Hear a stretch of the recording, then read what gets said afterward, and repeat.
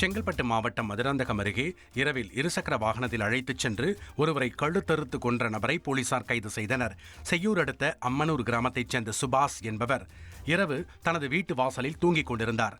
அப்போது அங்கு வந்த அவரது பெரியப்பா மகனான சுரேந்தர் என்பவர் அவசர வேலை காரணமாக தன்னை இருசக்கர வாகனத்தில் அழைத்துச் செல்லுமாறு கேட்டுள்ளார். அதன்படி இருசக்கர வாகனத்தில் செய்யூர் நோக்கி இருவரும் சென்று கொண்டிருந்தனர். பின்பகுதியில் அமர்ந்திருந்த சுரேந்தர் திடீரென தான் மறைத்து வைத்திருந்த கத்தியை எடுத்து சுபாஷின் கழுத்தை அறுத்து கொலை செய்துவிட்டு அங்கிருந்து தப்பிச் சென்றுள்ளார். இதையடுத்து சுபாஷின் உடலை போலீசார் கைப்பற்றி மருத்துவமனைக்கு பிரேத பரிசோதனைக்காக அனுப்பி வைத்தனர். சுரேந்தரை கைது செய்து கொலைக்கான காரணம் குறித்து விசாரணை நடத்தி வருகின்றனர். சென்னை 7 கிணறு பேஷன் பாலம் கூவமாற்றின் அருகே ஆண் சடலம் கண்டெடுக்கப்பட்டது தொடர்பாக ஜனசேனா கட்சியின் ஐடி விங் நிர்வாகி சிவக்குமார் உட்பட 5 பேரை போலீசார் கைது செய்துள்ளனர். இது தொடர்பாக போலீசார் விசாரணை நடத்தியதில் திருப்பதியைச் சேர்ந்த ஸ்ரீனிவாசலி ராயுடு என்பவரை 5 பேரும் சித்திரவதை செய்தது அம்பலமானது.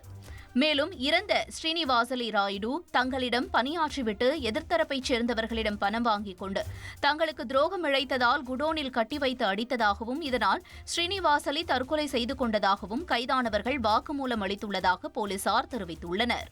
விருதுநகரிலிருந்து திண்டுக்கல் வழியாக நாமக்கலுக்கு கடத்த முயன்ற 14 டன் ரேஷன் அரிசியை குற்றப்புலனாய்வு பிரிவு போலீசார் பறிமுதல் செய்தனர்.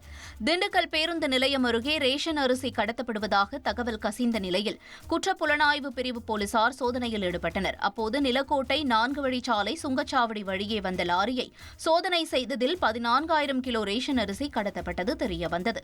அரிசியை பறிமுதல் செய்ததோடு டிரைவர் கர்ணனை கைது செய்தனர். விசாரணையில் நாமக்கல்லில் உள்ள கோழி பண்ணைக்கு ரேஷன் அரிசி கடத்த முயன்றது தெரியவந்தது.